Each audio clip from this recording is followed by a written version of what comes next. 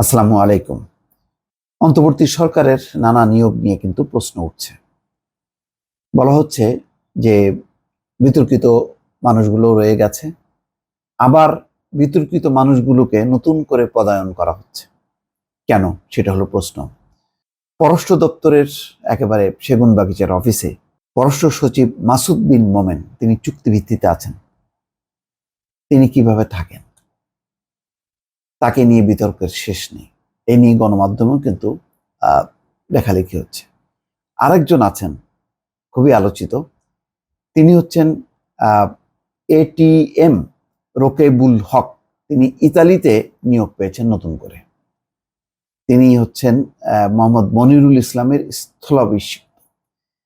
তাদের দুজনের ব্যাপারেই এই সেগুনবাগিচার পররাষ্ট্র মন্ত্রণালয়ের পররাষ্ট্র সচিব মাসুদ বিন মোমেন আর ওই রোকেবুল হক দুজনের বিরুদ্ধে কিন্তু ভারতের সাথে সংশ্লিষ্টতা, ভারতের নানা রকম যে চুক্তি গত 15 বছরে সম্পাদিত হয়েছে বাংলাদেশের সাথে, যেসব চুক্তি নিয়ে নানা প্রশ্ন গত 15 বছর আলোড়িত হয়েছে, সমালোচিত হয়েছে, সেইগুলোর পেছনে কিন্তু এই দুজন ছিল।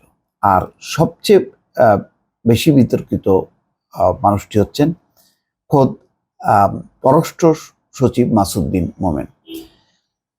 এখানে বলা হচ্ছে যে উনি যেহেতু নিজে বিতর্কিত, ফলে উনি বিতর্কিত বিভিন্ন জায়গায় যে রাষ্ট্রদূত বা হাই কমিশনার পদে ওই বিতর্কিত লোকগুলোকে রক্ষা করার চেষ্টা করছেন। আচ্ছা, মাসুদ বিন মোমেনকে নিয়ে আলোচনাটা কি? আলোচনাটা হলো এই, আপনাদের নিশ্চয়ই মনে আছে, দ্বাদশ জাতীয় সংসদ নির্বাচন অনুষ্ঠানের ব্যাপারে পশ্চিমারা খুবই তৎপর ছিল যে যাতে এই নির্বাচনটা অবাধ নিরপেক্ষ হয়, সবার অংশগ্রহণে হয়। এখানে কোনোভাবেই সরকার, শেখ হাসিনা এবং পররাষ্ট্রমন্ত্রী যে আব্দুল মোমেন, তারা তো রাজি হচ্ছিল না। অন্যান্যরা কেউ তুচ্ছ তাচ্ছিল্য করছিল। তাদের সাথে কিন্তু সুর মিলিয়েছিল মাসুদ বিন মোমেন। তিনি ওই শেখ হাসিনার রাজনৈতিক যে সদিচ্ছাটা, সেই সদিচ্ছাটা পূরণের ব্যাপারে খুবই তৎপর ছিলেন। অর্থাৎ পররাষ্ট্র মন্ত্রণালয়ে এসে পশ্চিমা দেশগুলোর প্রতিনিধিরা ওই আব্দুল মোমেনের কাছ থেকে যা শুনতেন, মাসুদ বিন মোমেনের কাছ থেকেও ঠিক একই ভাষ্য পেতেন। তারা আশা করছিলেন যে অন্তত পেশাদার কূটনীতিক হিসাবে মাসুদ বিন মোমেন একটু ভিন্ন একটা অবস্থান নেবেন এবং তাদের যে মূল তাদের চাওয়াটা, সেই চাওয়াটা মাসুদ বিন মোমেন তিনি প্রকাশ করবেন। সেটা তো করেননি, বরং খুবই ন্যাক্কারজনকভাবে দিল্লিতে সব রাষ্ট্রদূতদের একটি সমাবেশ বা সভা আহ্বান করেছিলেন, সম্মেলন আহ্বান করেছিলেন। সেখানে ভারতের পররাষ্ট্র মন্ত্রণালয়, ভারতের প্রতিরক্ষা নিরাপত্তা বিভাগের কর্মকর্তারা আর মাসুদ বিন মোমেন সেখানে বাংলাদেশের নির্বাচন নিয়ে ব্রিফ করেছিলেন। সেখানে শতাধিক দেশের প্রতিনিধিরা ছিলেন এবং তারা বলছিলেন যে বর্তমান যে সংবিধান আছে সেই সংবিধান অনুযায়ী নির্বাচন হবে এবং সেটাই হওয়া উচিত। এই ব্যাপারে যত রকম তথ্য যুক্তি সব তিনি তুলে ধরেন। এখানে কিন্তু বিষয়টা ছিল রাজনৈতিক। সেখানে পররাষ্ট্রমন্ত্রী যেতে পারতেন বা অন্য কোনো মন্ত্রী যেতে পারতেন না, তিনি নিজে এটাকে লিড করেছেন। কিন্তু দুঃখজনক হচ্ছে যে অনেক সচিবের চুক্তি বাতিল হয়েছে, তাদেরকে অন্যত্র বদলি করা হয়েছে একদম গুরুত্বহীনভাবে, বা ম্যাক্সিমামের ক্ষেত্রে যেটা হয়েছে যে চুক্তি বাতিল করা হয়েছে। কিন্তু মাসুদ বিন মোমেন কিন্তু থেকে গেলেন।